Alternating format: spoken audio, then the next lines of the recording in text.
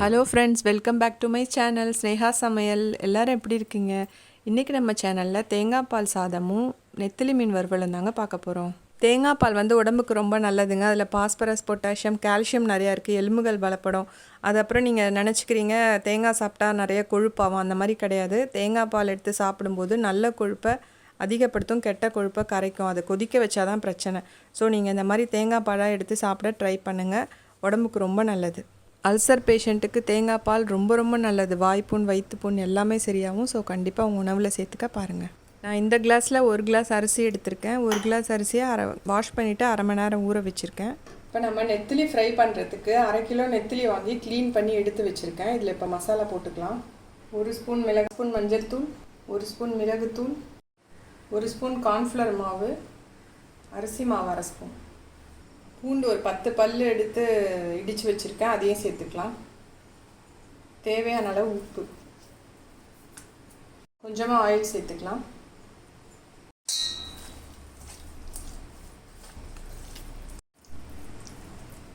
நல்லா கலந்து வச்சாச்சு. இப்போ ஒரு 1/2 hour ஊற வச்சிடலாம். நெத்திலி ஊற வச்சுருந்தோம், 1/2 hour ஆகிடுச்சு. இப்போ நம்ம இதை ஃப்ரை பண்ணி எடுத்துக்கலாம். ஆயில் வச்சு ஆயில் நல்லா ஹீட் ஆகிடுச்சு. ஒன்று ஒன்றா தனித்தனியாக போட்டுக்கலாம்.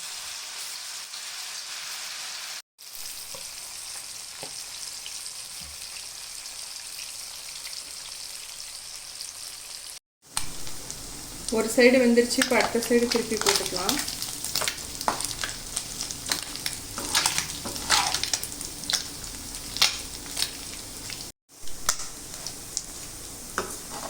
இப்போ நம்மளோட நெத்திலி நல்லா ஃப்ரை ஆகிடுச்சு. இதை ஒரு பிளேட்க்கு ட்ரான்ஸ்ஃபர் பண்ணிக்கலாம்.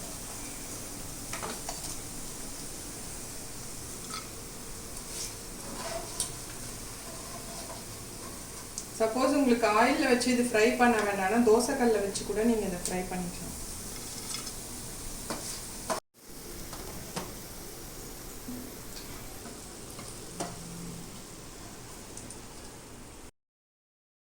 இப்போ நம்ம தேங்காய் பால் சாதம் செய்ய ஸ்டார்ட் பண்ணிடலாம். தேவையான அளவு எண்ணெய் ஊற்றிக்கோங்க.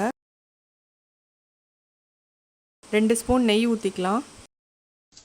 2 பிரிஞ்சி இலை, 1 அன்னாசி பூ, 2 ஏலக்காய், 2 பட்டை, 2 லவங்கம்,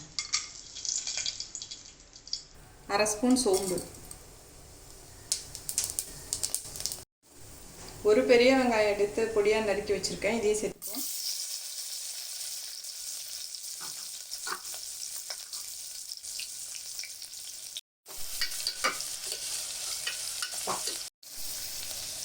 மூணு பச்சை மிளகாய் நறுக்கி வச்சுருக்கேன். உங்கள் காரத்துக்கு ஏற்ற மாதிரி சேர்த்துக்கோங்க. ஏன்னா நம்ம காரம் பச்சை மிளகாய் மட்டும்தான் சேர்க்குறோம். இதில் தேவையான அளவு முந்திரி, 1 ஸ்பூன் இஞ்சி பூண்டு பேஸ்ட்,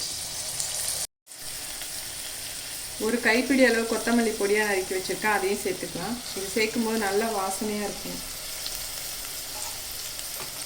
ஃப்ளேவர் ரொம்ப நல்லா இருக்கும்.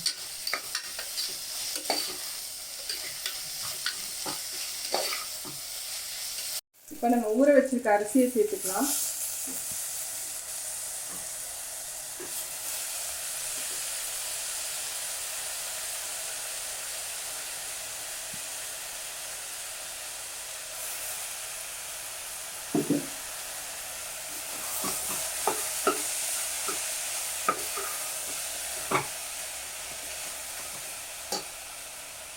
ஒரு கிளாஸ் அரிசிக்கு 1.5 கிளாஸ் தேங்காய் பால் எடுத்து வச்சுருக்கேன், அதையும் இப்போ சேர்த்துக்கேன்.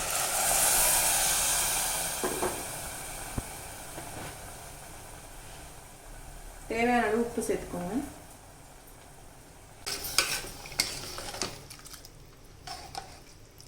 இப்போ நம்ம குக்கரை மூடி வச்சு ஒரு விசில் வச்சிடலாம். ஒரு விசில் வந்துடுச்சு. இப்போ குக்கர் ஓப்பன் பண்ணி பார்த்துடலாம்.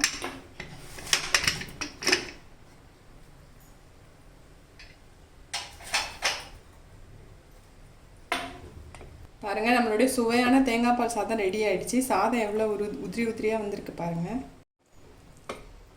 இப்போ நம்ம சர்வ் பண்ணிடலாம்.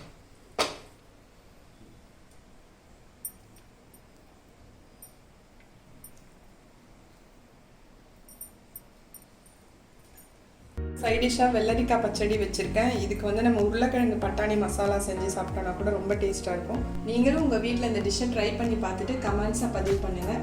மறக்காமல் ஸ்னேகா சமையல் சப்ஸ்கிரைப் பண்ணுங்கள், லைக் பண்ணுங்கள், கமெண்ட் பண்ணுங்கள். உற்சாகமாக சமைங்க, சந்தோஷமாக சாப்பிடுங்க. தேங்க்யூ ஃபார் வாட்சிங்.